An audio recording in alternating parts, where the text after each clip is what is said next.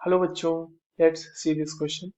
The EMF of the cell Ag, AgI, Ki जिसका concentration given है 0.05 molar, AgNO3 जिसका concentration 0.05 molar, Ag is 0.788 volt. Calculate the solubility product of AgI.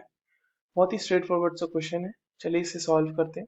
और सबसे पहले ये देखते हैं कि इस क्वेश्चन को सॉल्व करने के लिए हमें कौन से की कॉन्सेप्ट की जरूरत है। टॉकिंग अबाउट की कॉन्सेप्ट, तो ये क्वेश्चन सॉल्व करने के लिए आपको दो चीजों की जानकारी होनी चाहिए basically. First one is Nernst equation. Nernst equation का यूज कैसे करते हैं किसी भी ईएमएफ ऑफ सेल को कैलकुलेट करने के लिए। और दूसरा आपको पता होना चाहिए कि what is solubility product and how solubility product is calculated.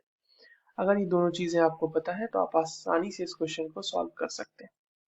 अब देखिए हमारे पास यहाँ जो सेल गिवन है उसके लिए जो एनोड और कैथोड पे रिएक्शंस हो रहे हैं वो हम लोग देख लेते हैं। एनोड पे क्या हो रहा होगा बच्चों, यहाँ पर Ag solid will be getting converted to Ag plus. यहाँ पर A लिख देते हैं क्योंकि ये एनोड का कंसंट्रेशन होगा यहाँ पे जो भी होगा, और यहाँ पर एक इलेक्ट्रॉन हो रहा होगा इस तरह से एक्सचेंज।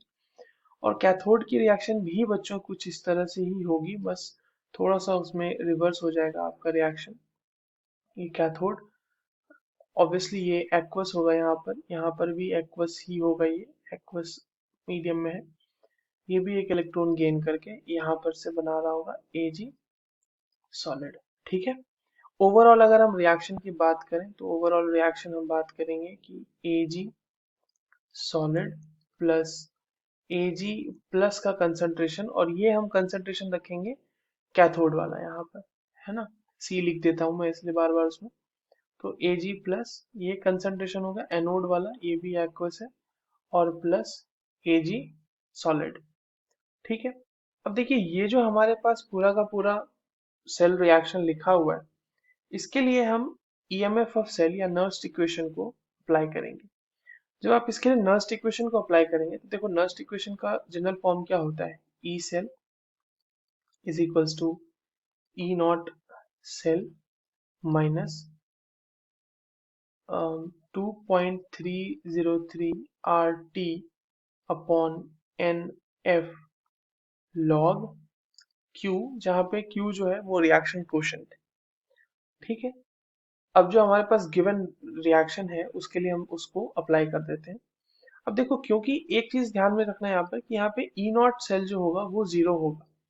ई नॉट सेल क्यों जीरो होगा, क्योंकि बच्चों ये जो है एक तरह का कंसंट्रेशन सेल है, जहाँ पर एनोड और कैथोड दोनों ही सेम मेटल और मेटल आयन से कंस्टिट्यूटेड है। तो दोनों के लिए जो रिडक्शन पोटेंशियल की वैल्यू होगी वो सेम होगी, and when you will subtract these two from each other तो वो वैल्यू आ जाएगी जीरो। ठीक है। तो ये ई नॉट सेल की वैल्यू यहाँ पर जीरो रखनी है। आइए बाकी कैलकुलेशंस कर लेते हैं। तो ई नॉट सेल तो हमारा जीरो हो गया, यहाँ पे क्या हो जाएगा E cell is equals to minus. अब देखिए क्योंकि क्वेश्चन में टाइम मतलब टेम्परेचर स्पेसिफाइड नहीं किया हुआ है, तो 25 डिग्री सेल्सियस हम मान लेंगे, और उसके लिए 2.303 आर टी अपॉन एफ की वैल्यू हो जाती है 0.059 अपॉन एन, वहां पर वन होगा क्योंकि एक ही इलेक्ट्रॉन का एक्सचेंज हो रहा है, लॉग Ag प्लस एनोड का concentration divided by Ag plus cathode का कंसंट्रेशन। ठीक है। ये दोनों चीजें ध्यान में रखनी है। ई नॉट देखो, अब देखिए ये ई सेल की वैल्यू आपको क्वेश्चन में ही गिवन है। अब ई सेल की वैल्यू अगर क्वेश्चन में गिवन है तो हम इसको यहाँ पे पुट कर देते हैं। तो 0.788 volt is equals to minus 0.059 log concentration of Ag plus at anode divided by concentration at cathode, वो हो जाएगा 0.05। ठीक है। अब थोड़ा सा इसको सॉल्व अप करेंगे तो ये इसको आप लिख सकते हैं minus 0.059 log Ag plus anode का कंसंट्रेशन प्लस 0.059 log 0.05।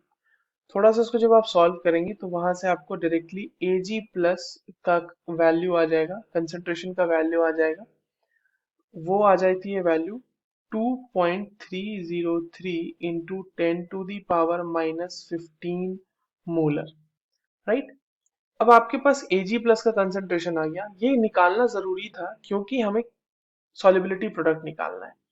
और AgI देखो, AgI का जो सॉल्युबिलिटी प्रोडक्ट होगा, तो अगर हम AgI की बात करें तो AgI तो इस तरह से डिसोसिएट होगा ना बच्चों, Ag plus plus I minus. तो इसके लिए जो सॉल्युबिलिटी प्रोडक्ट होगा वो होगा molar concentration of Ag plus into molar concentration of I minus.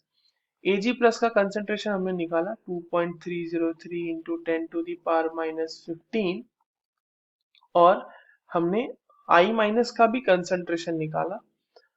I minus का कंसंट्रेशन क्या था, वो होगा, हमें कैलकुलेट नहीं किया, ये हमारे पास क्वेश्चन में ही गिवन है, आई एम सॉरी। यहाँ पर Ki की वैल्यू में देखिए आपको मिल रहा है, तो Ki से हमें डायरेक्टली मिल जाएगा ना, Ki से हम डिसोसिएट करेंगे K प्लस और I माइनस। तो I माइनस, और ये क्योंकि एक स्ट्रॉन्ग इलेक्ट्रोलाइट है तो I माइनस यहाँ पर से हमें पूरा पूरा मिल जाएगा, और ये मोल मतलब 0.05 मोलर ही होगा। तो उस वैल्यू को यहाँ पे हम पुट कर देते हैं 0.05 मोलर, और Ksp की यहाँ पे वैल्यू जो होगी वो मोल स्क्वायर पर लीटर स्क्वायर में आ जाएगी। अब देखिए यहाँ पे आपकी जो वैल्यू है वो आएगी 1.1 into 10 to the power minus 16 mole square पर litre square. This will be the Ksp value for the given salt, that is AgI. I hope you understood this well. All the very best.